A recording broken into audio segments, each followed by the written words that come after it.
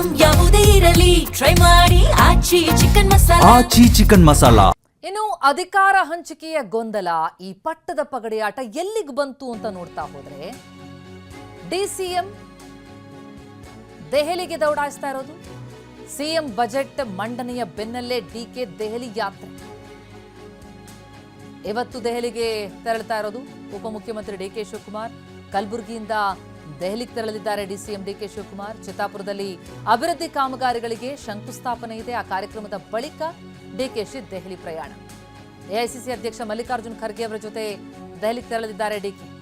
ತೀವ್ರ ಕುತೂಹಲ ಮೂಡಿಸ್ತಾ ಇದೆ ಡಿಕೆ ಶಿವಕುಮಾರ್ ದೆಹಲಿ ಯಾತ್ರೆ.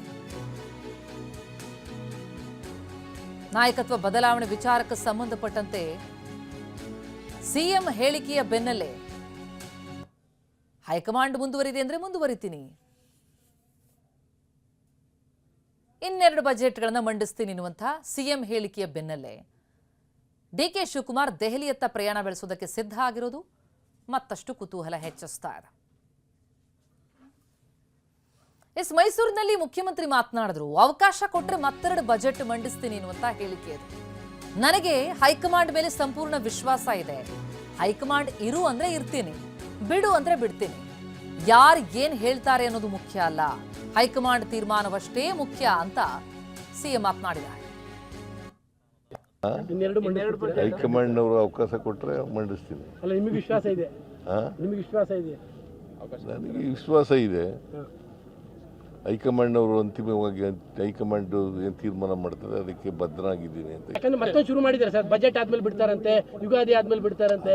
ಅವ್ರು ಏನಾರ ಹೇಳ್ಕೊಳ್ಳಪ್ಪ, ultimately high command has to take a decision. High command ಬಿಡು ಅಂತಂದ್ರೆ ಬಿಡ್ತೀನಿ, ಮುಂದುವರಿರಿ ಅಂತಂದ್ರೆ ಮುಂದುವರಿತೀನಿ. ಅದಕ್ಕೆ ಬಾಬಾ ಸಾಹೇಬ್ ಅಂಬೇಡ್ಕರ್ ಅವರು ಒಂದು ಮಾತನ್ನು ಹೇಳ್ತಾರೆ, ಏನಪ್ಪ ಅಂತಂದ್ರೆ ಅಧಿಕಾರ ಬಲಾಢ್ಯರ ಕೈಲಿ ಇರಬಾರದು, ಅಧಿಕಾರ ಎಲ್ಲರನ್ನೂ ಪ್ರೀತಿಸ್ತಕ್ಕಂಥ, ಎಲ್ಲರನ್ನೂ ಸಮಾನವಾಗಿ ಕಾಣ್ತಕ್ಕಂಥ ವ್ಯಕ್ತಿ ಹತ್ರ ಇರಬೇಕೇ ಹೊರತು ಅಧಿಕಾರ ಬಲಾಢ್ಯರ ಕೈನಲ್ಲಿ ಇರಬಾರದು. ದೇವರು ನಿಮ್ಮನ್ನ ಪ್ರೀತಿ ಮಾಡ್ತಾನೆ, ದೇವರು ನೀವು ಕೇಳಿದದನ್ನ ಈಡೇರಿಸ್ತಕ್ಕಂಥ ಕೆಲಸವನ್ನ ಮಾಡ್ತಾನೆ. ಯಾವಾಗ ಅಂತಂದ್ರೆ ನೀವು ಎಲ್ಲರನ್ನೂ ಪ್ರೀತಿಸ್ತಕ್ಕಂಥ ಕೆಲಸವನ್ನ ಮಾಡಿದಾಗ.